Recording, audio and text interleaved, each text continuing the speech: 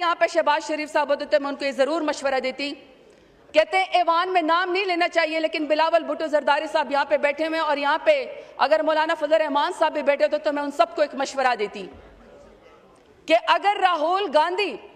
जो कि राइवलरी है उसकी मोदी सर से, अगर मोदी उसके पास चल के जा सकता है पुलगाम वाक़े पे जो कि झूठा है पाकिस्तान के खिलाफ बयान स्ट्रेंथन करने के लिए, तो मेरे ख्याल में कि शहबाज शरीफ को, नवाज शरीफ को, जरदारी साहब को, सबको इमरान खान को अपने साथ बात करनी चाहिए, इमरान खान को बुलाना चाहिए,